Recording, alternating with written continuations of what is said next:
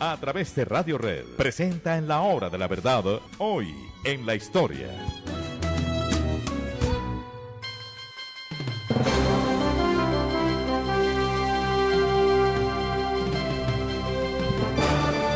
Ha estado celebrando el mundo este fin de semana que termina y la celebración vino por todo lo alto. Dice que fueron 70 los jefes de Estado que llegaron a París para celebrar el fin de la Primera Guerra Mundial. El centenario, es que no era un aniversario cualquiera, 100 años del centenario del acuerdo que se firmó en un vagón de ferrocarril en el sitio de Rétonde o también Compiègne, en vecindades de París.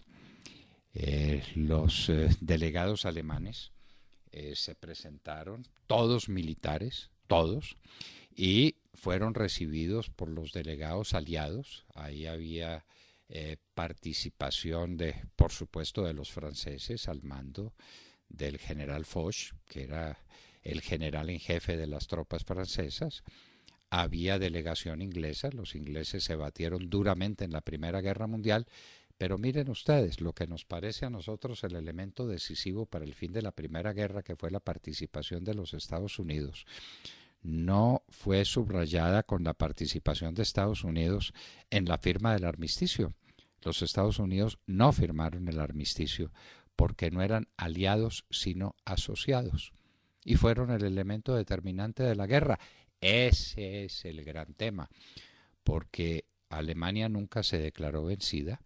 Alemania dijo que tenía capacidad para seguir combatiendo muy decididamente y que lo de Rétonde fue una traición al ejército y al pueblo alemán. Lo de Rétonde o Compiègne, como ustedes quieran, en todo caso, el armisticio del fin de la Primera Guerra Mundial. Aquí viene un elemento que tenemos que proponer, porque es cierto, la Primera Guerra Mundial terminó ese día 11 de noviembre de 1918. Se celebró un armisticio. En el armisticio, Alemania entregaba los territorios que había ocupado, empezando por Alsacia y Lorena. Todos los territorios ocupados los devolvía a Alemania. Entregaba una cantidad inmensa de su fuerza militar, de los elementos materiales, de aviones, de tanques, de cañones, de ametralladoras. Alemania se lo entregaba a los aliados en 1918, tanto que vino la protesta de los alemanes cuando estaban en el furgón del tren y decían: ¿con qué nos vamos a defender de los soviéticos? Los soviéticos para Alemania era el gran peligro que ellos tendrían, un peligro que después se convirtió en una realidad a la inversa cuando en la Operación Barbarroja Hitler invadió a la Unión Soviética, con la que tenía firmado un pacto de amistad y entendimiento. Esa es otra historia que la hemos contado varias veces. Pero aquí, ¿qué queremos destacar? Que esa fue una paz mal hecha. Fue una paz mal diseñada. La dijo en un libro famoso Lord Maynard Keynes, en el libro que fue más vendido en Inglaterra a comienzos del siglo. Un libro que fue vendido inmensamente en los Estados Unidos. Esta paz está mal hecha. ¿Por qué razón? Porque no incluyó ninguno de los elementos económicos esenciales. Alemania fue condenada al pago de unas indemnizaciones colosales, que nadie dijo de dónde iban a salir los recursos de Alemania para pagar lo que debería pagar como resultado de la paz final, porque lo que estamos celebrando el 11 es un armisticio, el armisticio que es un cese al fuego, en lo que prácticamente todo quedó condensado y la parte económica fue tratada a las patadas. Había que derrotar a Alemania, los franceses estaban sangrando por su herida, y vaya si era una herida grande la que tenían los franceses en el alma y en el cuerpo. ¿Cuántos millones de muertos había costado a Francia el ataque de Alemania y el intento del imperio alemán por convertirse en un imperio para toda Europa?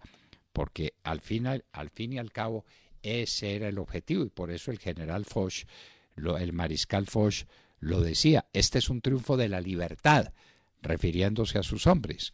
Bueno, eso se libró, pero ¿quedó bien establecida la paz? ¿Quedó sólida la paz? La historia demuestra que no. De 1918 a 1938 no corre mucho tiempo. Es que estamos hablando apenas de 20 años. Y 20 años después, Europa ya estaba prácticamente en guerra. No había estallado formalmente la Segunda Guerra Mundial, pero estábamos con que Hitler ya se había tomado los Sudetes, ya se había tomado Austria, estaba amenazando seriamente Polonia, estábamos en plena guerra.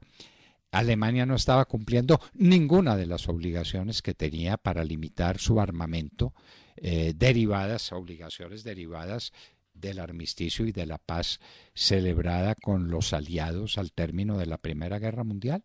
Ninguno, nada. Luego Keynes terminaba teniendo la razón.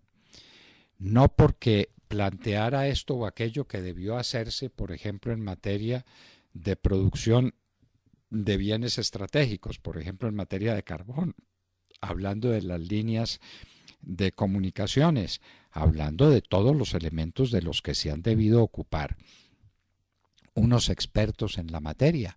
Por ahora lo que tenemos es un armisticio que firman simplemente los militares, los generales franceses, particularmente con el apoyo de los ingleses, imponiendo su voluntad a los alemanes.